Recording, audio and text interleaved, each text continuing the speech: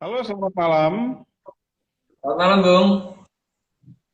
Um, Maaf ya, kita baru bisa bersambung sekarang ini bergabung dikarenakan signalnya kurang bagus di sini ya. Dari tadi kita mencoba, saya memohon maaf kepada teman-teman saya dan kepada pemirsa yang mungkin sedari tadi menanti. Betul, Bang. Namun, dalam hal ini tidak ada kendala buat kita untuk berjuang dalam mengupayakan dengan tema kita malam ini. Oke, oke. Ya. Oke, Ayo. tadi saya sudah menjelaskan, Bang, beberapa contoh giveaway. Ada yang diduga tipu-tipu atau bodong. Ada yang benar-benar real. Yang tipu-tipu atau bodong itu implikasinya hadiahnya sangat-sangat besar. Misalnya iPhone seri terbaru, bahkan ada yang mobil keluaran Eropa, mobil buatan Jepang terbaru. Nah, ada juga yang real. Yang real itu biasanya hadiahnya nggak terlalu besar, wajar. Tapi itu benar-benar diberikan ke masyarakat. Nah, secara hukum ini tinjauannya seperti apa sih, Bang? Giveaway ini, apakah perlu sosial kalau orang memberikan hadiah hadiah seperti itu, atau atau legal apa Itu bilang sore. kepada masyarakat. Halo, Ya, silakan, Bang. halo, Halo, halo. Jadi halo, gini, Bang. mengenai giveaway tadi. Jadi kita langsung masuk tentang undang-undangnya ya. Kita berbicara tentang undang-undang. Di sini 28.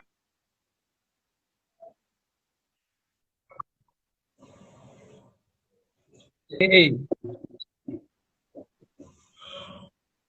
Ya, Bang, silakan, Salah Bang. satu. Halo, halo. Halo, Bang, ya, silakan. Ah, putus-putus Pak. Ya, nggak Unsur apa-apa. menyebarkan berita bohong di sini dan menyesatkan.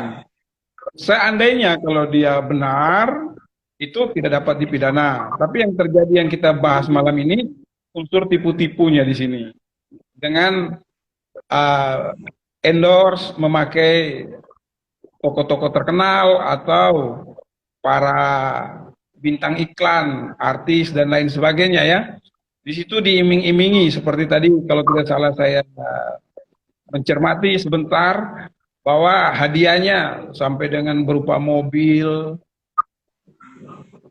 handycam, iPhone dan lain sebagainya itu. Nah, itu yang kita sayangkan di sini.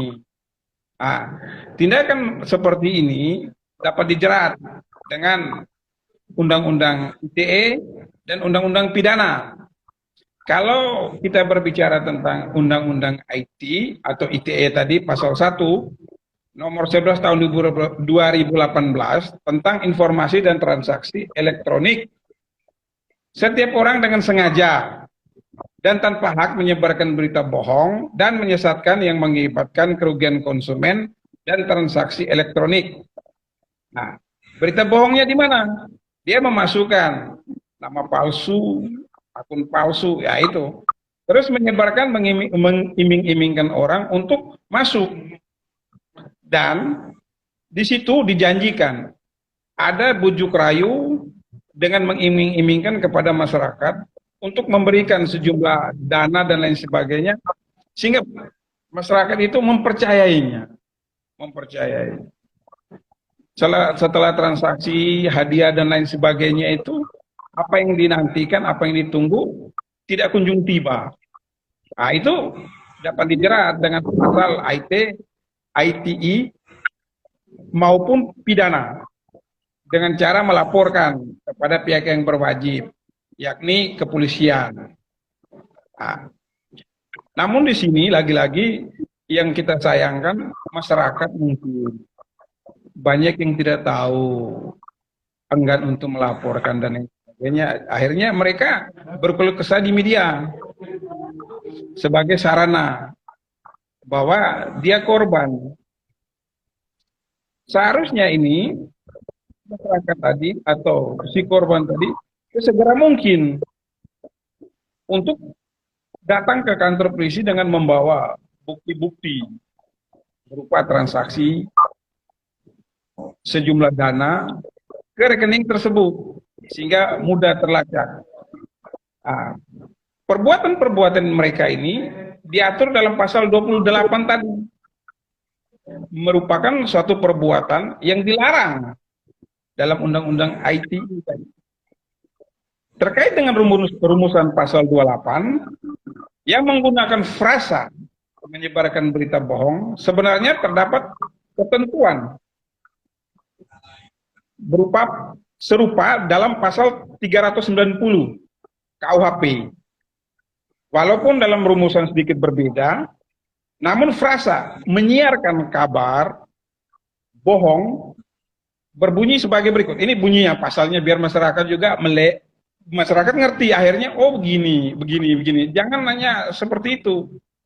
Barang siapa dengan maksud menguntungkan diri sendiri atau orang lain dengan melawan hukum, dengan melawan hak, menurunkan atau menaikkan harga barang dengan full, dan untuk barang berharga dengan menyiarkan kabar bohong. Itu ada ketentuan pasal pidana hukumannya, ancamannya itu 2 tahun. Kalau IT itu 6 tahun dan denda 1 miliar rupiah. Nah, ini juga saya ingatkan kepada para penipu atau pembohong dan calon-calon pembohong untuk mulai malam ini harus jerak. Nah, kepada warga masyarakat kita, saya juga menghimbau agar misalnya ada iklan dan lain sebagainya yang di media sosial, baik Facebook, Instagram, dan lain sebagainya itu, untuk lebih mencermati dan mencari tahu dulu, benar nggak iklan ini? Ada nggak payung hukumnya? Misalnya akta pendiriannya, mendapatkan sertifikasi dan lain sebagainya. Atau bila perlu, konfirmasi kepada artis atau tokoh-tokoh yang bersangkutan. Misalnya, Mbak, benar nggak Mbak ini dipakai sebagai endorse dalam iklan ini? Pak, misalnya, Bapak benar nggak seperti ini? Kita perlu cek and recheck. Jangan langsung terbuai, kita langsung saja. Di sini ada tiket perjalanan, wisata, ada hadiah ini, itu, sampai dengan mobil. Kan itu nggak masuk akal itu. Nggak masuk akal itu. Masyarakat kita terlalu dininabobokan, terlalu secepat kilat mempercayai. Nah, jadi saya sangat menyayangkan itu selama ini yang terjadi. Akan tetapi kita masuk lagi, akan tetapi ada giveaway yang palsu atau bermotif penipuan, ya kan? Bermotif penipuan ini bukan terendus dari hadiah yang diberikan, tetapi syarat yang diberikan. Sang pemberi sayembara ini biasanya memenangkan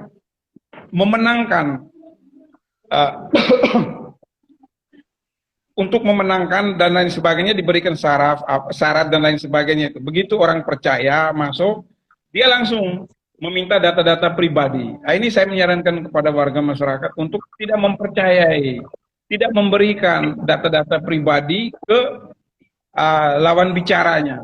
Sampai dengan terkadang tuh minta nama ibu kandung, alamat. Ini kan fatal sebenarnya. Dimana kita tahu bahwa dunia perbankan kan sangat memerlukan untuk data nasabah itu sebagai password, itu ibu-ibu kandung, nama gadisnya. Terkadang itu masyarakat dengan secepat kilat baru dengar dan lain sebagainya, baru terima telepon, Anda berhasil mendapatkan hadiah sebuah mobil. Oh ya, langsung untuk biaya pajak dan lain sebagainya diharapkan untuk ditransfer duluan. Nah ini nih panah. Dia tanpa konfirmasi baru, langsung itu m-banking. Begitu setelah selesai m-banking, dananya nggak turun. Saya contoh kasus. Ada klien saya dulu, tuh pernah dijanjikan dapat handycam dan lain sebagainya, itu kurang lebih berapa itu, sekitar belasan juta ya malam itu, langsung transfer. Begitu ditransfer, ditelepon, dihubungi lagi udah nggak bisa. Akhirnya datang ke saya Sudah ya. tertipu dia. Ya, Tertipu ya, Bang. ya dia korban penipuan. Akhirnya konteks saya dan lain sebagainya, ya itu tadi saya sangat sayangkan tanpa sepengetahuan suami, akhirnya kan bisa menimbulkan hal-hal yang tidak diinginkan dalam rumah tangga antara suami istri. Kan ini perlu kita jaga. Sebenarnya tadi uang tersebut untuk pos yang lain, akhirnya seperti itu. Jadi korban penipuan malah jadi keributan sendiri dalam rumah tangga. Nah, di sini kita perlu tekankan bahwa aspek kehati-hatian bagi warga masyarakat. Kita sih oke-oke saja, welcome. Kalau memang dia benar, ya monggo. Tapi kalau dia tidak benar, alias tipu-tipu tadi, ini kita patut sayangkan. Dan masyarakat juga kita mengharapkan untuk segera melaporkan. Kalau masyarakat segan atau sungkan dan lain sebagainya, mungkin malu karena dia tertipu dan lain sebagainya, atau mungkin tidak punya waktu ke kantor polisi terdekat, ya bisa saja dia menggunakan jasa pengacara. Saya mengimbau untuk menghubungi pengacara-pengacara terdekat, tentunya pengacara-pengacara yang dipilih oleh si korban tadi untuk melaporkan. Kan bisa tinggal surat kuasa, bagaimana nanti ada pemeriksaan korban baru dia didampingi. Untuk awal kan biasa bisa saja pengacara itu mewakili dia. Nah, gitu, Pak.